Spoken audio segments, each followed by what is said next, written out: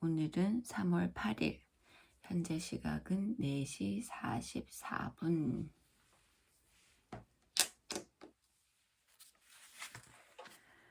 어제에 이어서 오늘도 코스모스를 10페이지 읽어보겠습니다. 갈릴레오는 지동설을 지지하며 이를 주창했다. 그러나 그런 용기를 그 당시 다른 사람들에게서 찾아보기는 어려웠다. 그것은 교리를 따르는 데 있어 비교적 덜 광신적인 지역의 유럽 사람들도 마찬가지였다. 예를 들어 1643년 4월에 데카르트가 쓴 편지를 보자 당시에 데카르트는 네덜란드에 거주하고 있었다.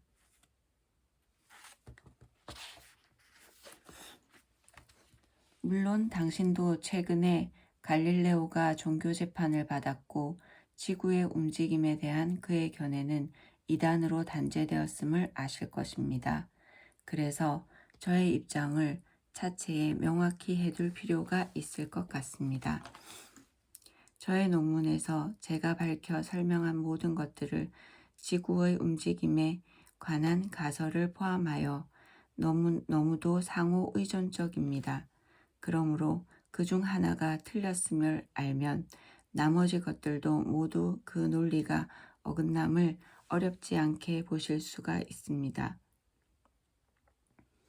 비록 저의 소견이 명확하고 확실한 증거에 의거하였다고 주장한 바 있습니다만 교회의 건의에 맞서서 이를 고수하고 싶은 생각은 추워도 없습니다. 저는 소란을 피우고 싶지 아니하며 편히 살려면 남의 눈에 띄지 말아야 한다는 제 좌우명대로 지금껏 조용히 지내왔습니다. 원컨대 앞으로도 조용히 살기를 바랍니다. 해양 강국으로서 네덜란드와 지성과 문화의 중심지로서 네덜란드는 서로 별개의 것이 아니었다. 조선술의 발전이 모든 기술 분야의 발전으로 이어졌다. 네덜란드인들은 기술을 존중했으며 사회 전체가 발명가를 제대로 평가하고 예우하는 분위기였다. 기술의 진보는 지식의 추구의 자유가 전제돼야 비로소 가능하다는 것을 염두에 둔다면 네덜란드가 유럽 출판의 중심지였다는 사실을 충분히 이해할 수 있다. 외국의 저작물의 번역 출판은 물론이고 다른 나라에서 판매가 금지된 서적이라도 네덜란드에서는 출판이 허용됐다. 미지의 세계로 향하는 탐험의 정신과 낯선 사회와의 잦은 접촉은 자기 민족의 타성을 송두리째 흔들어 사상가들로 하여금 사회 전반에 걸쳐 유효한 통념들을 다시 한 번 더 생각하게 하는 동인으로 작용했다. 그 결과 수천 년 동안에 의심 없이 받아들여졌던 주장들조차 근본적인 오류가 있음이 지적되고 과감하게 수정됐다. 우리는 특히 지리학 분야에서 그런 예들을 많이 볼 수 있다. 왕이나 황제의 통치가 보편적이던 당시 유럽에서 네덜란드는 국민에 의한 통치가 그 어느 나라보다도 잘 이루어지는 공화국이었다. 사회 전반에 퍼져 있던 개방적 사고와 생활 양식 그리고 물질적 풍요와 새로운 세계에 대한 탐험, 개척의 정신은 네덜란드를 진취성과 활력이 넘치는 공동체로 만드는데 훌륭한 밑거름으로 작용했다. 그 즈음 이탈리아에서는 갈릴레오가 또 다른 세상의 발견을 공표하고 조르다노 브루노는 우주에 우리와 다른 형태의 생물이 존재하리라는 주장을 펴고 있었다. 물론 그들은 이러한 발표와 주장으로 철저하게 비판받는 처지에 놓이게 됐다.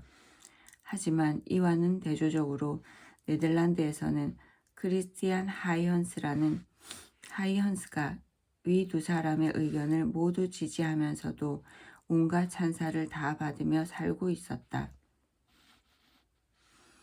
그의 아버지 콘스탄틴 하이언스는 당시 수석 외교관이었고 문학자, 시인, 작곡자, 연주자로서 다양한 문화활동을 펴는 한편 영국의 시인 존 던의 절친한 친구로서 그의 작품을 번역하기도 했다. 아울러 그는 전형적인 대가족의 가부장이었다. 콘스탄틴은 화가 루벤스를 존경했고 또한 청년 렘브란트를 발굴하였다. 그래서 훗날 렘브란트의 작품에 종종 등장하게 된다. 콘스탄틴 하이언스와의 첫 만남에서 데카르트는 그가 그렇게 다양한 분야에 관심을 갖고 뛰어난 능력을 발휘하는 것을 보고도 도저히 믿을 수 없다며 놀라움을 금치 못했다. 하이언스의 집은 세계 각지에서 온갖 종류의 진귀한 물건들로 가득했고 종종 세계 여러 나라의 위대한 사상가들이 방문하는 장소가 되기도 했다. 이러한 환경에서 자란 크리스티안 하이언스는 아주 어려서부터 여러 나라의 언어, 회화, 법률, 과학, 기술, 수학, 음악 등을 동시에 접하며 이에 능하게 되었고 이 과정에서 그의 관심사와 전공 분야는 폭넓게 형성돼 갔다. 그는 전 세계가 나의 고향이며 과학이 바로 나의 종교이다. 라고 선언하기도 했다. 당대의 모티브는 빛이었다. 빛은 사상과 종교의 자유 그리고 지리적 발견의 상징이었다. 빛에 대한 생각이 당시 회화에 깊숙이 파고들었다. 특히 베르메르의 작품에는 빛의 오묘함이 절묘하게 표현되어 있다. 스넬의 굴절 현상 연구, 레베누크의 현미경 발견 그리고 하이언스의 빛의 파동설과 당시 과학 연구의 중심 주제가 모두 빛과 연관되는 것들이었다. 이러한 연구들은 서로 연계되어 이루어졌고 학자들은 연구의 영역의 경계를 자유롭게 넘나들었다. 베르메르의 작업실에는 항해 도구들이 널려 있었고 작업실의 벽면에는 항해 지도들이 걸려 있었다. 그리고 현미경은 응접실의 장식품이었다. 레베누크도 화가 베르메르의 재산을 관리하는 일을 했고 호프바이크에 있는 하이언스의 집을 자주 방문하며 그와 긴밀한 관계를 유지했다. 레베누크의 현미경은 재단사들이 옷감 품질을 자세히 살피기 위해 사용했던 확대경을 개량한 것이었다. 그는 현미경으로 물방울에서 하나의 소우주를 발견할 수 있었다. 물방울에서 본 미생물은 극미동물이란 애칭으로 부르면서 귀엽다고 생각했다. 하이언스의 초기의 현미경들을 설계하는데 적지 않은 기여를 했으며 그 자신도 현미경으로 새로운 발견을 많이 했다. 사람의 정자를 처음 본 소수의 사람들 중에 레베누크와 하이언스가 들어있을 것이다. 정액세포의 발견이 사람의 생식작용을 이해하는 데 단초가 되었다. 하이언스는 충분히 끓여서 완전 소독한 물에서도 미생물이 서서히 증식하는 현상을 관찰하고 미생물은 충분히 작아서 공기 중에 떠다닐 수도 있으며 떠다니다가 물에 내려앉아 번식한다고 설명함으로써 생명의 자연 발생설의 하나의 대안을 제시할 수 있었다. 자연 발생설이란 생물은 기존의 생물과 아무 관계없이 발효 중인 포도나 썩은 고기 등에서 자연적으로 나타난다는 생각이었다. 그러나 하이언스는 추측을 루이 파스테르가 확인하기까지 2세기에 이르는 긴 시간이 더 필요했다. 여러 가지 측면에서 화성 생명 탐사 계획은 그의 기원이 레벤후크와 하이언스에 닿아 있다. 병이 세균 때문에 생긴다는 학설의 비조도 바로 이 둘이다. 그러고 보니 현대의학의 상당 부분도 레베누크와 하이언스에 의해서 그 뿌리를 찾을 수 있다. 하지만 그들은 자신들의 생각을 실제 응용의 단계까지 밀고 가지 않았다.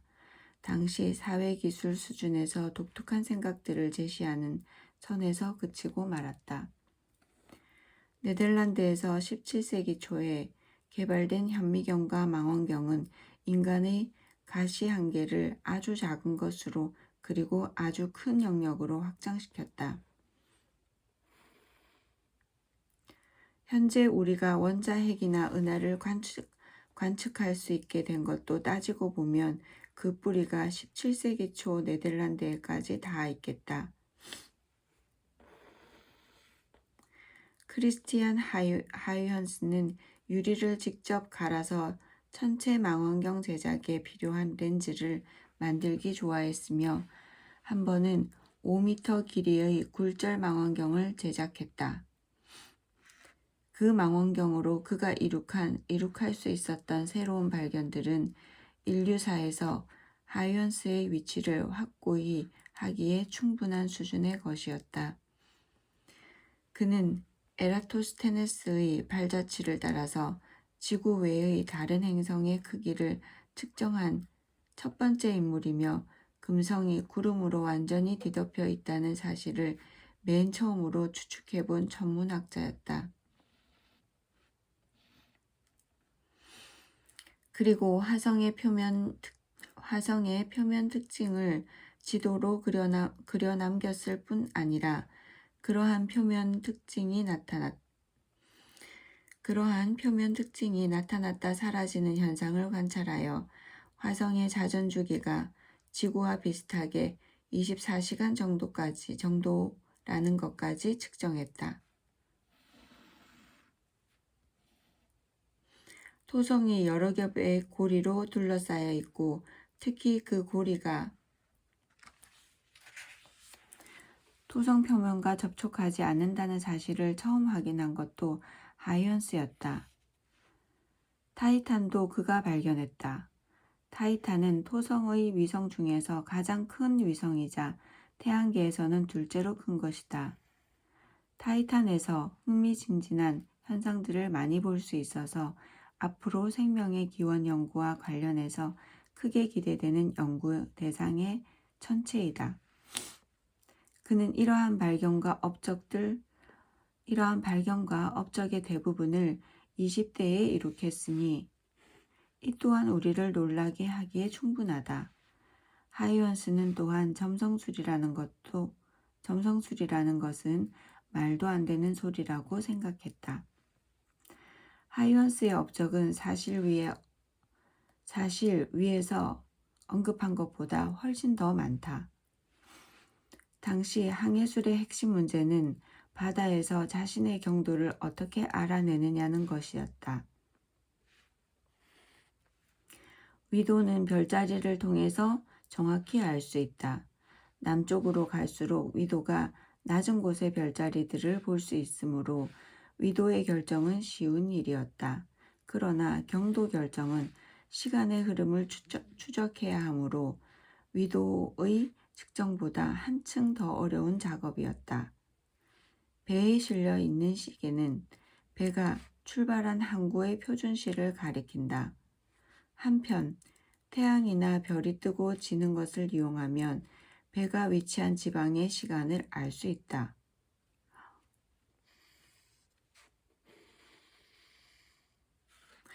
또한 몇몇 밝은 천체들의 정부상 좌표를 알고 있기 때문에 그러한 천체들을 관측하면 지방시를 측정할 수 있다. 지방시와 표준시의 차이가 떠나온 항구와 현 위치의 경도 차이와 같다는 점을 이용하면 배가 있는 지점의 경도를 알아낼 수 있을 것이다. 하이언스는 일찍이 갈릴레오가 제시한 진자의 주기가 일정하다는 원리를 이용하여 추시계를 발명했고 그것을 경도 측정에 이용할 수 있을 것이라고 생각했다.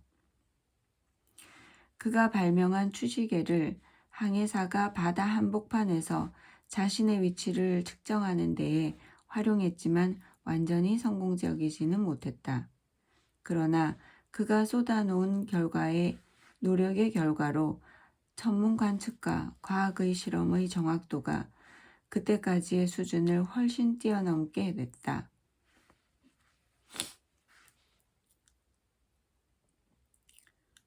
정확도의 향상이 항해용 시계의 발달을 크게 자극했던 것이다. 하이언스는 균형을 잡아주는 나선 모양의 용수철을 발명했으며 이 용수철은 오늘날까지도 일부 시계에 이용되고 있다. 그는 역학의 발전에도 큰 공헌을 했다. 예를 들어 원심력은 그가 계산해낸 것이다. 그는 또 주사위 놀이를 연구하여 확률론에도 공헌했다. 하이언스가 공기 펌프를 개량하여 나중에 채광산업의 혁명을 불러왔다. 그가 발명한 요술등은 오늘날 슬라이드 영사기의 원조이다. 뭐 이렇게 발명을 많이 했어. 그는 화약 엔진이라 할 수 있는 것을 개발하여 증기기관 발달에도 큰 영향을 미쳤다. 정말 이 정도 되면 에디슨보다 더 발명을 많이 한 거 아니에요? 하이언스는 지구가 하나의 생성으로서 태양 주위를 공전한다는 코페르니쿠스의 지동설이 네덜란드의 보통 사람들 사이에 널리 받아들여지고 있는 것을 보고 무척 기뻐했다. 그는 지동설을 놓고 이해력이 좀 부족하거나 인간이 만든 헛된 권위의 미신에 완전히 사로잡힌 이들만 제외하면 모든 천문학자들이 받아들이는 학설이라고까지 이야기했다. 중세 기독교 철학자들은 천구가 지구를 중심으로 하루에 한 바퀴씩 돌기 때문에 결코 무한대일 수 없다고 주장했다. 그래서 그들은 무한계의 세계는 말도 안 되고 여러 개의 다른 세계, 심지어 단 한 개의 다른 세계도 존재할 수 없다고 믿었다. 도는 것은 하늘이 아니라 지구라는 사실의 발견은 우리로 하여금 지구의 유일성에 의심의 눈초리를 던지게 했으며 지구 이외의 장소에 생명이 존재할 수 있다는 것을 하나의 훌륭한 가능성으로 받아들이게 했다. 그렇지만 코페르니쿠스는 태양이 태양계뿐만 아니라 전 우주의 중심이라고 생각했고 케플러는 다른 별들이 행성계를 거느리지 않는다고 믿었다. 태양 아닌 자신들만의 중심별 주위를 각기 궤도 운동하는 행성들이 우주에 수없이 많을 것이라는 생각을 인류사에서 처음으로 한 사람은 아마 조르다노 브루노일 것이다. 그러나 많은 사람들은 코페르니쿠스와 케플러의 우주관에서 다중세계에 대한 생각이 직접적으로 유도돼 나온다고 생각했고 스스로 그 다중세계관에 경악해 마지 않았다. 17세기 초에 로버트 머트는 규류법을 동원하여 태양 중심 우주관이 이미 그 자체로 다른 행성계의 존재를 의미하기 때문에 태양 중심 우주관은 자체 모순이라고 주장했다. 그는 약간 강압적인 어투로 다음과 같이 열을 올렸다. 만약 천상의 실상이 코페르니쿠스 주의의 위인들이 주장하는 바와 같이 무한히 큰 공간에 무수한 별들이 가득 차 있는 것이라고 할 것 같으면 우리는 다음과 같은 생각도 할 수 있다. 창공에 빛나는 저 많은 별들이 모두 그 나름의 태양으로서 중심에 자리를 잡고 앉아 자기 주위의 행성들을 거느릴 수 있지 않겠느냐는 생각 말이다. 그리고 천상의 사정이 실제로 그렇다면 셀 수 없이 많은 세계들이 무한히 넓은 우주 공간에 있다고 해도 누가 뭘 할 수 없지 않은가? 어떻게 이런 것들이 가능할 수 있다고 하겠는가? 이것이야말로 엄청난 영리가 아니고 또 무엇인가? 케플러와 같은 이들의 말처럼 지구가 움직인다는 가설을 그대로 받아들인다면 우리는 이러한 난제에 봉착하게 되고 마는 것이다. 하지만 지구는 움직인다. 머튼이 만약에 우리 시대에 살았더라면 그는 아마 똑같은 기류법을 동원하여 무한한 개수의 세계들이 틀림없이 존재한다라고 추론했을 것이다. 하이원스는 머튼식 주장에 주눅들지 않았다. 그는 오히려 우주 저 너머에는 또 다른 태양들이 있을 것이라고 다중세계의 실제성을 흔쾌히 받아들였다. 더 나아가 하이원스는 그러한 별들이 우리의 태양계와 같은 행성계를 거느리고 또한 그 행성들에는 생물이 살지도 모른다고 생각했다. 우리가 그 행성들을 단지 거대한 사막과 같이 아무런 행성들이 살지 않는 그러한 곳으로 간주한다면 그것은 결국 지구라는 행성에게 모종의 특별한 지위를 부여하는 셈이다. 따라서 그것은 전혀 합리적인 생각이 아니다. 라고 그가 잘라 말했다. 하이원스는 자신의 생각들을 천상계의 발견, 행성들의 세계, 그곳의 거주민, 식물, 그리고 그 생성에 관한 몇 가지 추측이라는 위풍당당한 제목을 붙인 특이한 책에서 제시했다. 이 책은 하이언스가 죽기 직전인 1690년경에 완성되어 러시아의 표트르 대제를 비롯한 많은 이들로부터 높은 평가를 받았다. 표트르 대제는 하이언스의 이 책을 서양 과학의 러시아에 소개하는 시리즈의 첫 번째 책으로 출판했다. 하이언스는 이 책의 대부분을 행성들의 자연환경에 관한 내용으로 채웠다. 고급스럽게 장정된 초판본을 보면 태양과 거대한 행성인 목성과 토성의 상대 크기를 비교한 그림이 들어있다.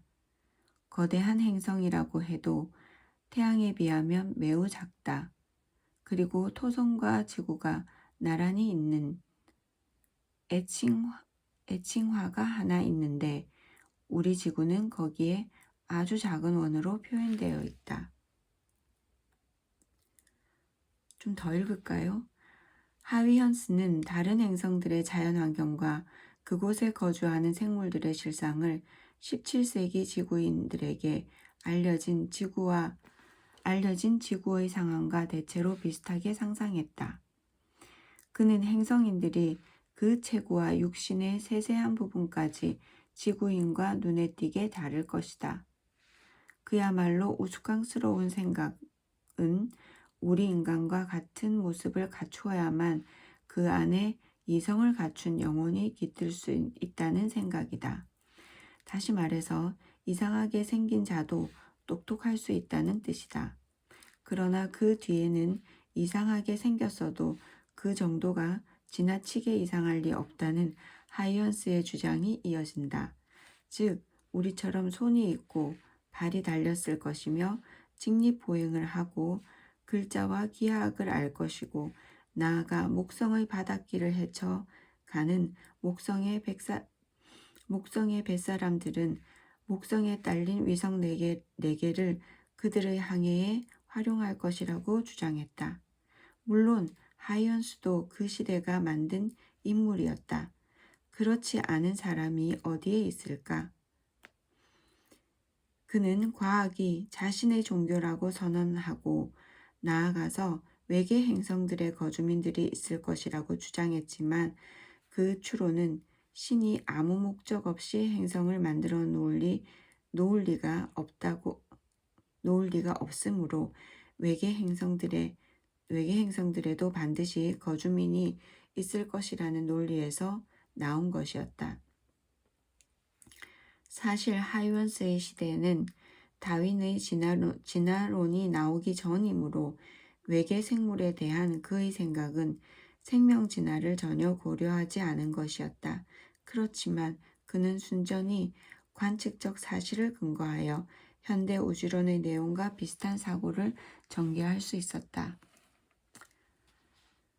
끝없이 펼쳐진 광대무변의 이 우주란 얼마나 놀랍고 훌륭한 설계인가. 그렇게 많은 수의 태양들과 그렇게 많은 수의 지구들, 그리고 외계의 지구들 하나하나에는 풀이며 나무며 짐승들도 가득할 것이고 어디 그뿐인가. 거기에는 또 수많은 바다와 산들이 있을 것이다. 별들까지의 엄청난 거리와 또 그 수를 생각할 때 우주에 관한 우리의 경외심은 또 얼마나 깊어져야 할 것인가. 오늘날의 보이저 우주선은 17세기 탐험선의 직계 후손으로서 크리스티안 하이언스의 과학적 전통과 상상력에 그 기원이 있다. 보이저는 별들을 향해 가는 항해선이며 또한 하이언스가 알고 사랑에 맞지 않았던 천체들을 탐사하기 위한 탐험선이기도 하다. 수세기 전에는 탐험 여행에서 가져오는 주요 상품들 중에 하나로 빼어놓을 수 없는 것이 바로 여행자들이 들려주는 먼 나라의 이야기였다. 낯선 땅과 그곳에 있는 특이한 동식물에 대한 여행자들의 이야기를 듣는 이들의 호기심을 자극하여 다음 탐험으로 이어지게 하는 매우 중요한 상품이었다. 이야기의 주요 주제에는 하늘 높이 치솟은 산, 용, 바다 괴물, 아침 저녁으로 황금 식기를 쓰는 나라, 코 대신 팥이 달린 짐승에 관한 것이었다. 어디 그뿐인가? 개신교, 가톨릭교, 유대교, 이슬람교 등의 교리 논쟁이 참으로 한심하다고 생각하는 사람들, 불에 타는 검은 돌, 머리 없고 입이 가슴에 달린 사람들, 나무에서 자라는 양 등등 별별 회개한 것들이 그들의 이야기에 포함되어 있었다. 그 중에는 사실도 있었고 거짓도 있었다. 어떠한 것들은 사실이 돼 어느 정도 가장이 왜곡되어 전해지기도 했다. 이러한 이야기들은 볼테르나 조너선 스위프트 같은 작가들의 손을 통해 다양하게 각색되어 유럽 사회로 하여금 새로운 안목을 갖게 하는 자극제로 작용했으며 동시에 외부와 고립된 세상과 사회에도 관심을 갖는 계기를 제공했다. 하이언스라는 이 과학자라고 해야 되나요? 너무 발명한 게 많아서 정말 대단한 사람이네요. 오늘은 행성의 얘기보다는 하이언스에 대한 얘기가 더 많았습니다. 오늘 이 과학자를 알게 된 거에 의의를 둡니다. 내일 또 그 다음부터 읽어보겠습니다.